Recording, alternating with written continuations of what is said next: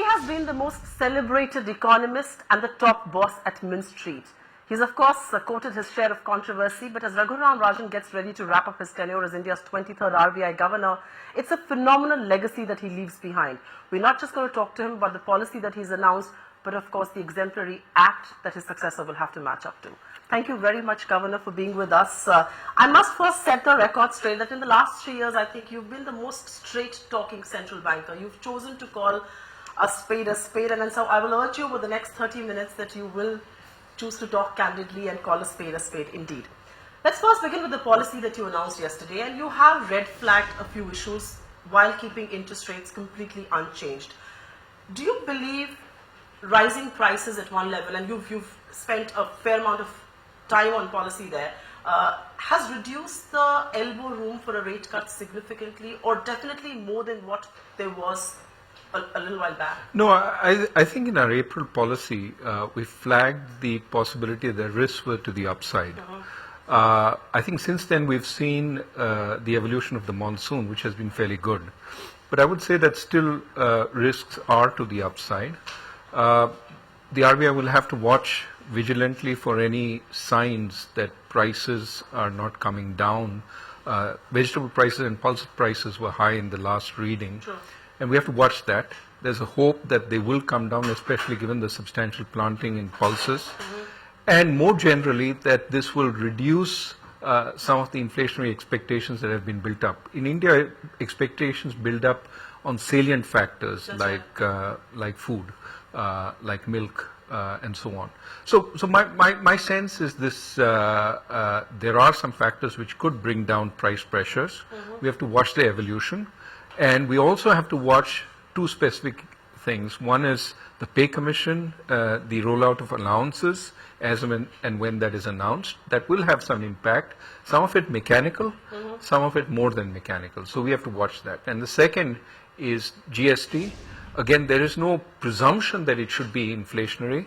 And even if it is, it could be a short-term phenomenon because there's a price adjustment, one-time price adjustment. The reason I ask you the price question, sir, is that the obvious bit is, has price rise taken you by surprise? Because your policy very categorically also says that the upside risk to inflation is excluding food and fuel is very uncertain. Are we once again in this unknown territory where we do not know what will happen with prices? No, I think if you look at excluding food and fuel, it has stabilized. Now, stabilization on the one hand is a good thing because it is at around 5%. That's right. A low level relative to the past. But we do need it to go down a little more over time if we are to get to the center of our inflation sort of band. I think that's an issue that the RBI will have to grapple with going forward. But I'm hopeful that if inflationary expectations come down further based on a good monsoon, remember we've had 2 very bad monsoons, and despite that we've had the disinflation we've had. That speaks for the astute food management, but also speaks for the fact that somehow we've contained the food effect from spreading to the others, and I think that is part of the monetary management that has been helpful. So expectations have been relatively contained given how much food prices have increased. At one level, are we hinging too much hope on benign monsoon and that taking care of high prices, not just at Mint Street but even in North Block? Too much hope is being placed on the monsoon. No, I think it's been good so far, yes. I think if you look at the sort of aberrant areas of price pressure, they are certainly to do with food most recently. In the past, services was also very important, but service inflation has come down. And that, I think, you can attribute to a change in expectations, some effect of lower inflation, feeding into those expectations. So I would think that, I don't think we're being overly optimistic that the monsoon should curb some of these aspects, especially given the good sowing in pulses. If that continues, that's right. I think that will curb some of that inflation. You did say you have 28 more days and each one of that day will be fully utilized. You have 27 beginning today. At this stage, I want to step back. Minus half an hour for this. Minus half an hour for this. I will just step back and take a look at the lasting legacy that you've created. And I'm going to go step by step on each point. Let us begin with the Monetary Policy Committee. Many people believe this is a seminal change as far as India's monetary management is concerned. It does replace the governor with a committee that perhaps could be less influenced. On a lighter note, you have very little left for your successor to do. Is this a seminal change that it's being made out to be? I do think it's a seminal change. I do think the government has been fully supportive of this process. It couldn't have happened without the government pushing through the necessary legislation and sticking to the inflation bands that it had agreed with us last year, but also moving forward on creating the committee in a way that allows a smooth transition from an RBI governor determined policy to a committee determined policy. If the governor has enough credibility within the RBI, he can still drive policy. It's not that the governor, I use the word he or she, it's not clear that the governor has abandoned all power. They still have that power, but it's a little more diffused. And I think that's an important transition, because ultimately we want multiple minds to have inputs not just into the decision, which they already have, but into the responsibility for the decision, which they don't have right now. Does it also reduce the pressure on one man alone? Absolutely. It reduces the pressure, but I think there are other benefits also. I mean, this need not be overt pressure, it's also mental pressure. I mean, I'm determining in some sense, some part of the economic fate of the country by the interest rate determination. If I were to cut by 100 basis points or raise by 100 basis points, it would change overnight what happens. So that's an enormous responsibility. But also, I would say that it allows for continuity. So have you left your successor to do a little less, or have you absolved him of the pressure that you felt through in the last 3 years? I don't know. I do think this is a more sensible way of proceeding. Right. I think that in the longer run, I mean, first we are a full service central bank. There are so many things we do. That's right. And you said, will they have enough work? Well, other central bank governors do only monetary policy in a committee, and they're still fully occupied. So when we do supervision, regulation, deposit insurance, all that, and development, along with monetary There'll always be enough and more on the platter of a central bank governor. If you're interested, there's enough to do. Is that the operative word, if you're interested? I'm going to move on to the other lasting legacy. I think you changed the paradigm as far as inflation management was concerned. You chose to first target inflation, you changed the metric to CPI. While doing all of that, I think the biggest endorsement has come from the government. You stand vindicated today that that band that you had recommended has been endorsed by the government. But there are critics out there, and I think it's only fair that we talk about critics out there who believe that inflation targeting has passed its state. Most developed central banks don't do it now because it restricts the role of the central bank to just price stability. It needs to be a little more. How will you counter that? You stand vindicated, yes, but how are you going to counter that? No, look, I have never been an inflation nutter in the sense that what we have moved towards is medium-term inflation forecast targeting. That's a very complicated phrase. That's right. But what that is saying is that we worry about inflation over the medium term, which means today if inflation pops up for some reason, say oil prices go to 150 today, we don't immediately sort of raise interest rates so high that we will get to the target tomorrow. We do it over the medium term, which is why the glide path for bringing inflation down has been adjusting to the state of the economy. And we've said we'll do 6 in January 2016, 5 in March 2017, and then 4 down the line after that. In March 2018. The point, however, is that this is not a straitjacket. One. Second, I have always believed financial stability is an important function of the central bank. But financial stability becomes more of an issue when you are on the downside, in danger of serious deflation, rather than when you're trying to curb inflation. That is why I was not overly insistent that we put in financial stability into our mandate. Instead, it comes in implicitly when we say we are also worried about growth, because if you have financial instability, you're going to kill growth. The point, however, is that we have taken into account the state-of-the-art discussion on inflation targeting. And we are fairly, in a sense, broad-minded, while keeping in mind the main focus should be on inflation, because that's the best way the central bank can support growth.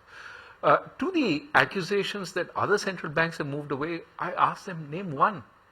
No central bank has actually moved away from inflation targeting because once they've had that credibility, including emerging markets like Malaysia, Thailand, Indonesia, they have lower inflation than we do.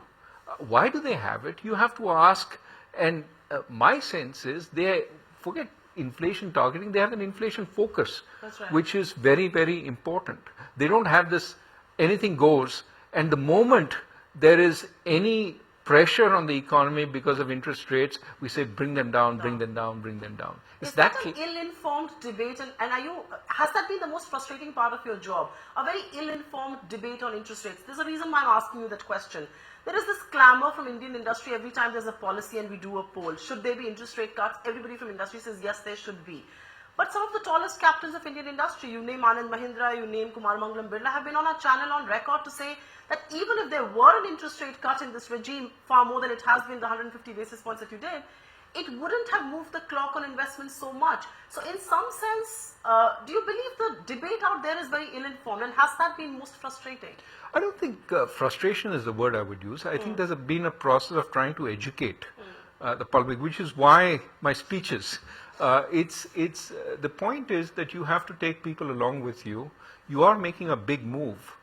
You're making a move in which experts in the past have said, no, we cannot do this. India is special, India is different. And of course, to the public, one economist looks like the other. How do I know this guy's arguments make more sense than the other guy's arguments? So you have to try and persuade, you have to try and give evidence, you have to try and say this is the way to go for these reasons, not trust me, I know. And that's really been the process of education. I'm trying to tell people that, look, industry is best served in a low inflation environment because then interest rates can really come down without hurting the saver. That's right. Otherwise, what you do is you have negative real interest rates. Eventually, the saver rebels. The saver revolts and he goes to buy gold when you have a current account deficit problem and it blows up in your face. That's what happened in 2013. So we have to balance different. Monetary policy is like juggling 6 balls. It's not interest rate up, interest rate down. There's the exchange rate, there are long-term yields, there are short-term yields, there's credit growth. It's like 6 balls connected with strong elastics, and you're juggling them. So when you throw one up a little more, it pulls the other balls out of sync. Track record in the last 3 years, you've managed to juggle them rather well. CAD is down to 1.1% last fiscal. The rupee has been remarkably stable. We can boast of good forex reserves. So there's plenty of green on your report card. But I must talk to you about the other bit. And I think this is the one legacy that most people in India would laud you for. I think I give you a big thumbs up there because this needed gumption, this needed conviction. The war that you waged against NPAs, I'll first step back and ask you the basic question. You did see the cracks when you came in 2013. Could you not have waged this war 6 months before you did? No, first, I came in 2012, so I saw it a little longer from the finance ministry. And the answer is the cracks were there, but we didn't have the tools. The banks didn't have the tools to fight it as much as they wanted. They needed the flexibility to restructure loans without it being called, forbearance and it going forward into the future. They needed the ability to excise promoters. They were trying to take out promoters, but because they didn't have the equity, the courts weren't supporting them. The courts were supporting people with the equity. That's right. So we needed to give them the ability to take equity, which needed work with the SEBI, because SEBI rules didn't permit that under some circumstance. So there was work to be done to give them the tools. Once we had given them the tools and we were coming to the end of our forbearance, that's right. We decided to then take a look at all the balance sheets and see whether they were following our instructions as we mandated, or whether there was evergreening, etc. going on. So we worked with the banks and we did this asset quality review and we said, look, here are things where you're not quite obeying the principle of what we're trying to do. So then we pointed out places they needed to clean up and so on, and I think that is the process which is underway. Could you have done this a little earlier? On the hindsight, because we always have the advantage of hindsight now. No, look, see, the problem with forbearance is that it always looks like a good thing to do until it stops working. That's right. Let's not mess around. Maybe growth will lift all ships, and eventually these steel companies will start paying. Eventually these power companies will start paying. What if growth doesn't pick up? That is exactly what happened. And that is what happened. And so I think as we saw that growth wasn't picking up, we had committed to forbearance early on, I think in 2011, up till April 2015. And there was a lot of pressure continued beyond that. And we said, no, it ends now. And once forbearance ended, restructured were not called standard assets anymore. We could push the recognition more strongly. What you did with NPAs did make a lot of enemies against you. Maybe. Will you agree with me? I don't know. They don't come and tell me. One of the nice things about the RBI is I think people respect the RBI and don't come and lobby you all the time. But many people out there do believe that the crony capitalists came after you. Did they not? Maybe. I don't know. Look, let me put it this way. I had an agenda of things that needed to be done. And I knew if I hold off on these things and continuously look, for the future, it'll be very hard. It is important to build political consensus for these things, so we work with the government. I mean, the whole AQR exercise was initially advertised to the government, and then we worked with the government on rolling it out. So the political support for this has been built. But, eventually, if you make enough enemies on many fronts, maybe they get angry. But I don't worry about that. You don't worry about that, and people will obviously not dare come make presentations at the RBI, but you did feel the pressure from some sections of India Inc. That were uncomfortable with what you were doing with NPAs. Not really, not directly. And I will say this both of the previous government and this government. I have never had any calls from anybody saying lay off, don't go after these people, don't constrain this form of licensing or give a license to thus and such. Absolutely nothing. And so, to some extent... was that because you could turn around and say a no to them? Well, I have said no on a number of occasions. Nobody asked me for personal deals. Right. It was on other issues. What we have tried to do as a central... saying no to the government? Well, look, the government has entrusted you with a responsibility, which is to maintain the stability of the country, right? And in that responsibility, you have to sometimes say no, because it is against the long-term stability of the country, even if it fulfills some short-term aim. And it is precisely for that reason that the government has in the past selected men of integrity to be governors of the Reserve Bank. I'm not talking about present case, but the point is that I think there is a reason for that. And you are called upon to say no on occasion, because it may be in the short-term interest, but may affect the country in the long term. I'll give an example. There is this constant badgering by various departments in the government and some public sector entities for us to use our reserves to lend to them. That's the debate I was going to come to. Yes, and again and again we've said no, because have you upset sections within the government with saying no on this? I don't know, but I think there's a very clear reason why we should say no. The reserves are built so as to be for us to be able to use them when in need. The entities they want us to support can go out there in the market and borrow in dollars. We don't prevent that. The only issue is they'll have to pay 4 or 5% interest rate right? And they think they can come to us and say, you're lending to the US government or the UK government at 1.5%, why don't you lend to us at that rate? Right. Well, we lend to the US government at that rate. We hold US government securities precisely because they're of unimpeachable credit and can be liquidated at a moment's notice, which is what the country needs. If I lend to some entity which had But if illiquid that bonds, money were to be used for bank recapitalization, like it was being suggested a while back. well, that I think some of the suggestions don't fully understand the constraints that Precisely. monetary policy imposes. In fact, we will try and make a document available which explains what the constraints are.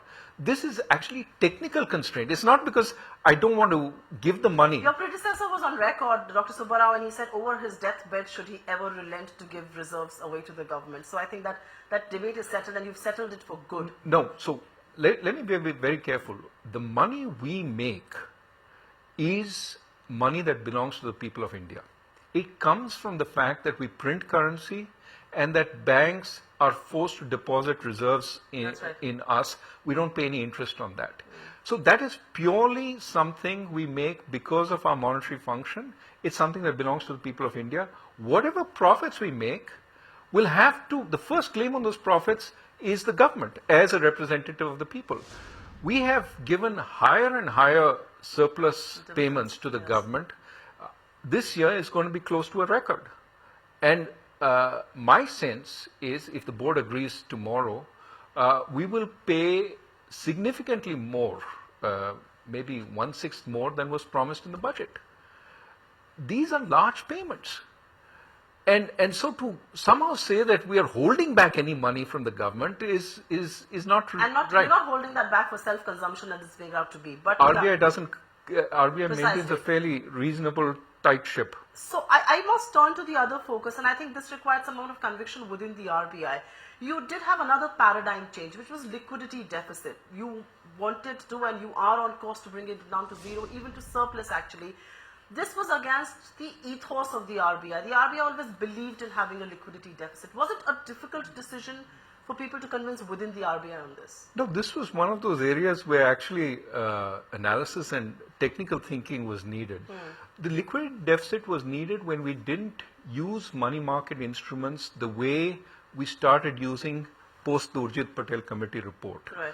So in a period when we had two windows, one where we gave out money, one where we absorbed money, in order to set the policy rate at the rate where we gave out money, right, we had to run it in deficit. Otherwise, it would move to the surplus window, That's right. which would be a 100 basis point lower rate. So that was why the system was running in deficit. But post the Urjit Patel Committee report, there has been a significant change in the way we do money market operations. We now can absorb money at this rate also through money market operations. Once we could absorb money at this rate, we didn't have to hold the system in deficit, in a structural deficit. We could move to structural neutrality, and whenever there's excess money in the market, we absorb it at that rate. When there's deficit money, we give it at that rate. So that money market, the money market operations we have brought in has enabled us to move to this new system. It required thinking. It also required convincing as well within the RBI, did it not? I think we have fairly strong discussions, but yes, one of the things that convinced us was actually the fact that last year money market rates started going up, including treasury rates. In fact, early parts this year. And that worried us. Why is this going up when we're maintaining plentiful liquidity? Which is why we decided that it was important to move towards a structural neutrality than structural And deficit. banks can't thank you enough for it. In fact, they haven't done their own bit, and we'll come to that in just a bit from now. I want to talk to you about the rupee because it's often quoted and said that rupee listens to Rajan. I wonder who they'll listen to once you go. But do you believe the rupee is fairly valued, or are you someone who, like a lot of people out there, does believe it's overvalued and these corrections that happen every now and then are warranted? And would your answer be significantly different if you were talking on the 7th of September and not in August? No. First, let me say two things. One, I think the rupee currently is fairly valued. I mean, it moves up and down a little bit with the other currencies, but over time, I don't think it's moved significantly relative to the other currencies. And we've seen in the last couple of months exports in a variety of industries pick up more strongly, which convinces me the key element in our export structure is not so much the rupee That's right. as the growth in partner countries. And we're seeing it across the board in a variety. I mean, think of one of our most competitive exports, which is auto products, or cars as well as ancillaries. That's a very competitive industry. If we were overvalued, we would find we can't make any headway there. But we are able to export significant amounts. So I think that the rupee is often used as a scapegoat for other issues related to productivity and so on. Now, there's a second question. Let us say you were convinced that the rupee was strongly overvalued, and most of these calculations don't take into account the fact that India's productivity is also growing, That's right, yes. which should be a way you adjust the real effective exchange rate. However, let's say you were convinced. What would you want us to do differently from what we're already doing? We are absorbing a fair amount of the inflows that we think are likely to be volatile. Our reserves at the highest level ever, 365 billion and counting. So if we were to absorb a significantly larger amount in terms of foreign exchange inflows, then what we would have to do is we'd have much less room to absorb government debt. Interest rates would go up. Is that a trade-off that you're comfortable with? The guys who are asking us these questions don't ever give you a sense of how you would engineer this fall in the rupee. The way the Chinese engineered this fall was asking the banks to hold enormous amounts of claims on the central banks. Now, is our banking system ready for that? Is our public ready to absorb a huge amount of government securities as we mount our reserves significantly?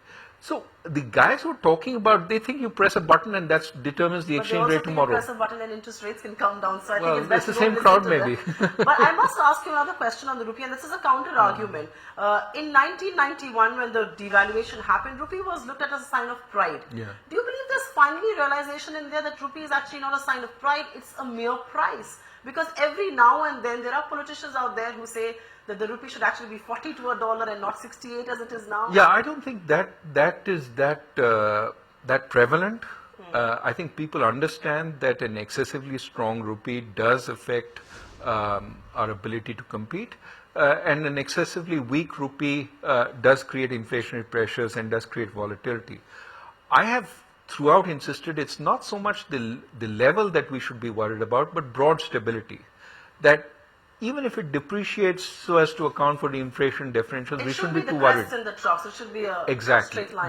There should be a steady movement whichever way, and to the extent that we can bring down inflation, there need not be even a steady depreciation. If I were to ask you to do some crystal ball gazing on your other lasting legacy, and that's the banking landscape. You know, you've introduced niche banks, payment banks. You're no longer having a restricted window. There's going to be on-tap banking.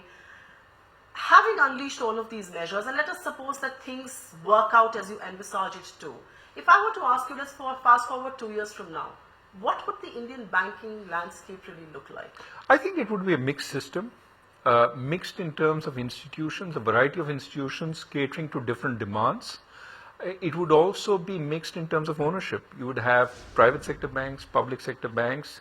It would also be mixed in terms of size. You would have small banks relating to the small communities, small businesses, and you would have large banks dealing with our international businesses as well as huge projects.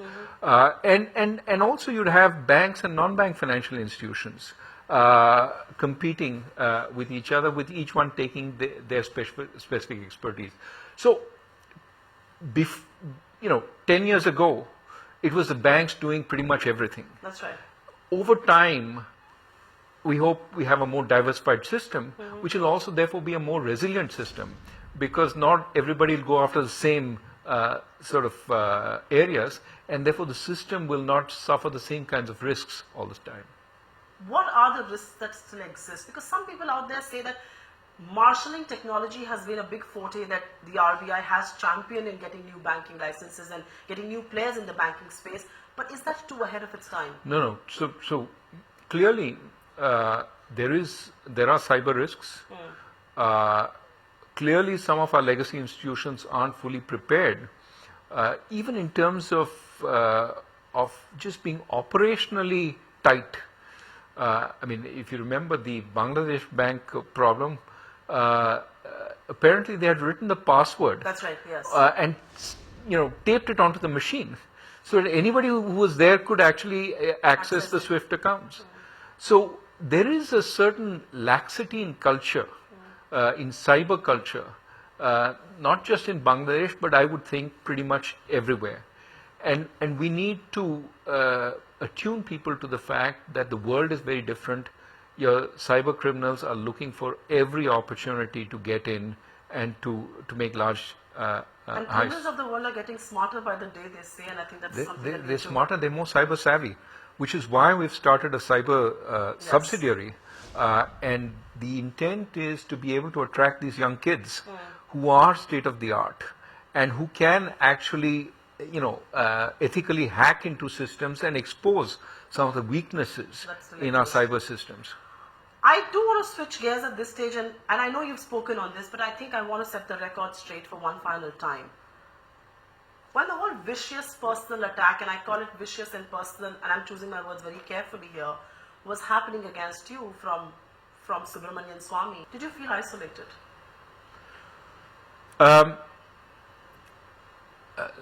Let me put it this way, that I think there was an enormous amount of support from the public, and I don't think there has been a situation where I felt that allegations that some of these critics have made were actually believed by anyone other than their firm supporters.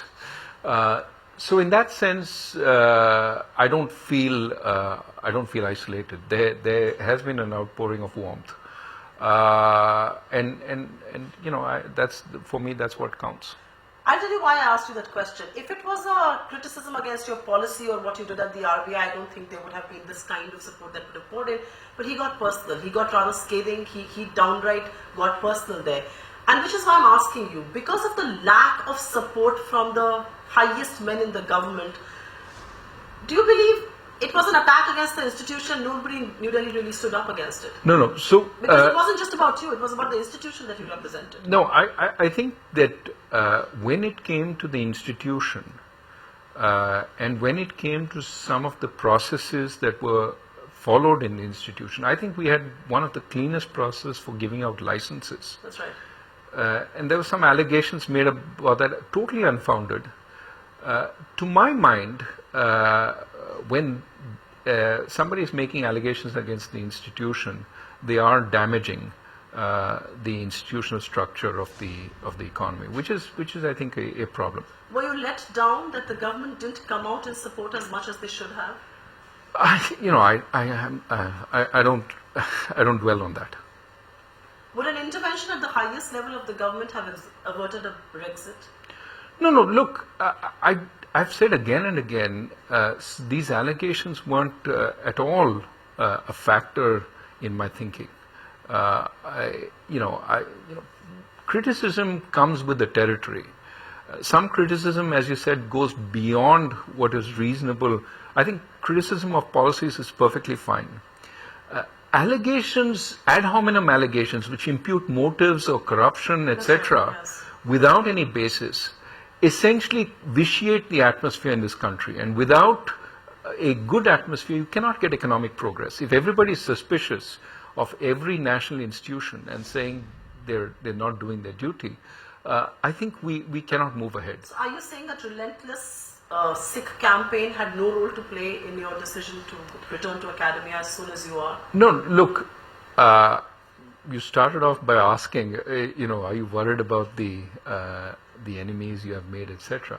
Look, the entire set of actions that I've taken have been with the idea of what is it, in my view, and I admit my views may be flawed, what is most important for the country going forward. And of course, in that process, you say no to a lot of people, some of whom may be very influential. And so there are plenty of enemies you make. It goes with the territory in this job. This job, I see it as you have to be reform-minded and therefore willing to take risks on reforms. But you should not be willing to take risks with the stability of the financial system or of the country. So, conservative on stability, broad-minded and open-minded on reform. One of your quotable quotes also is that sometimes risk management is not taking any risk at all when it comes to very sensitive issues like that. But because we are talking candidly and because it's time to set the record straight, I know the RBI and the government have very different mandates, largely, plain speaking, there is a different mandate. Is it possible then, and it is a possibility that you will differ and you will disagree on many issues, but what has your relationship with the government of the day been like? Absolutely cordial with the people I interact, which is the finance minister and the prime minister, as well as government officials in the finance ministry. There have been episodes of friction. I think those had to do with personalities who have moved on. Mm-hmm. But I think I would say the relationship between the government and the finance ministry and the RBI are perfectly strong, which is why you see a lot of cohesion on this inflation framework. Sometimes people say I'm apolitical or politically naive. What we have done could not have been done without strong cooperation between the RBI and the government, and which requires an exercise in persuasion. You asked me to be candid. I'm perfectly happy to be candid, but I will not talk. I have never talked about the private conversations that the RBI constantly has with the government. How would you compare your relationship with the previous establishment versus this? I think similar. Particularly Manmohan Singh and P. Chidambaram. I think, look, let me put it this way. From neither the past administration nor the current administration have I ever received a directive to do, favor this party, go slow on this thing that you're doing. Nothing of that sort. And this is interesting because the thinking in this country often is, this is also political, it's all, crony capitalism, etc., etc. But I have to say I've never been asked, give a license to thus and such, do this, do that. Do you believe there was a trust deficit to begin with because you were a UPA appointee? I don't know. You have to ask. I have to ask people who can answer that. What I can say is that the interaction, again, with the economic policymakers in the government has been of great cordiality and understanding. But there are critics out there who say that you crossed the Lakshman Rekha when it came to speaking on issues that were outside the realm of the monetary policy. I have two questions there. How would you counter that charge? And B, if you have to make those speeches all over again, given the same context, would you do it? First, I think nobody who makes, 95% of people who make those allegations haven't actually read the speech. They've read the reports of the speech and reports of the speech. So now it becomes, Rajan, a constant critic of the government. Read those speeches. You will not find a word of... I'm not saying that it is unfair to criticize the government, but I do not believe it is my job as a central bank governor to criticize the government. What I have said on occasion on policy is, here is the way to go for the macro stability of the country. Let me give you an example, which is this famous Make in India, Make for India controversy, which is a non-controversy. Would you make that speech all The over again? intolerance speech was about how tolerance was extremely important for the growth of the country because we needed a dialogue in order to get economic growth. Because once we reached the frontiers, we needed to have an intellectual dialogue. Can I ask you? Yes. Let me just finish. I spoke with the finance minister a week after that speech. And he said, this is exactly what I've been saying. He said that to us in an interview as well after you made that speech. So the point here is that it was portrayed as a criticism. The government is not mentioned in that speech. It was a plea for tolerance in the country. Tell me which government will be against tolerance? Dr. Rajan, there's a reason I'm asking you that question. And the reason is that why should you be apologetic about making a speech on an issue which concerns a lot of people. Why should you, acknowledging this is, why should you justify it through the realm of economic policy, through the realm of macro stability? No. There is, I want to be careful about this. You have a platform. People listen to you. People listen to you often not because you're wise, etc., but because you may say something about interest rates. So it is important the central bank governor not misuse that platform to talk about, let's say, films or dance or their views on culture, and that is not what you... I do think the public platform should be used to further the interests of the institution in safeguarding the stability of the country and to promoting growth, which means you can opine on economic issues, but there has to be an economic link, right? So I think it's important to have that link, which is why I'm trying to justify the economic link in these speeches. But I think it's also important to see that if I have a criticism for the government, and I have, suggested certain alternative courses of action to the government, right, it's always been private, never from a public platform.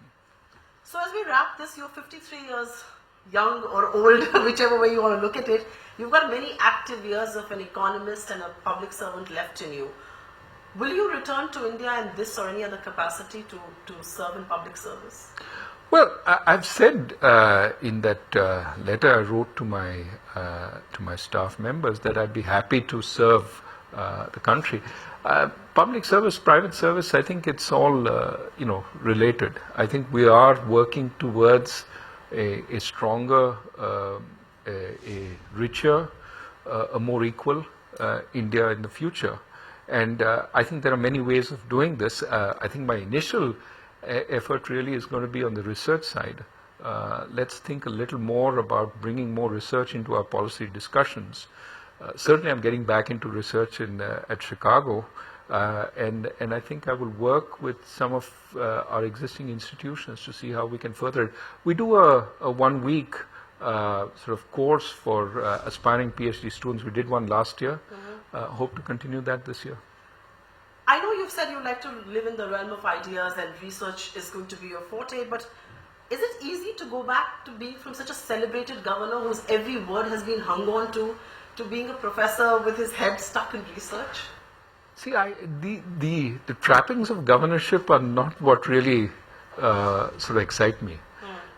It's the discussions in the conference room here where we have all the ADAs, DGs, and we're trying to formulate a policy for small finance banks, and we're saying this works, and somebody comes up with their experience and says, no, it doesn't quite work, let's move it this way.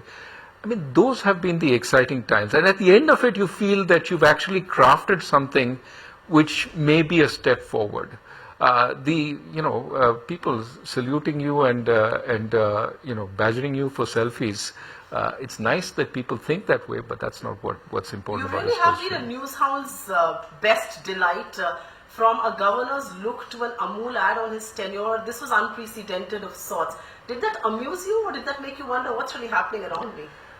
Well, let me say it wasn't that useful either, in the following sense that on the one hand you had a position from which you could make policies and so on. On the other hand, your every word is scrutinized, including the 40th minute of a podcast with the IMF. So you have to be on your guard all the time. Whether press is present or it's not present, it leaks out some way, this way, that way. Number of discussions with students have, so it puts you're always in the limelight. That's a problem. Especially if people think that... Are you going to miss that? No.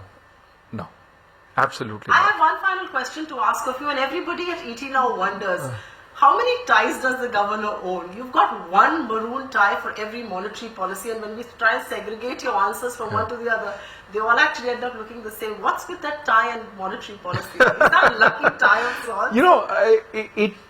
I think it was a tie I wore on my first day here. You wore a bow tie on your first day. Did I? Yes, I think your first monetary policy you did well. Anyway, it's one of those things where there's a little bit of sentimentality or superstition, whichever way you put it. It's something that maybe bring me luck. It's like my little rabbit's tail. So I wear that on important occasions. Are you going to wear that on your day out? I don't know. We'll see. So for all the quotable quotes, I'm Raghuram Rajan and I do what I do. Why don't you say it for the cameras one more time? No, please. But Governor Rajan, it's been a pleasure chatting with you. Thank you very much. Thank sir. you.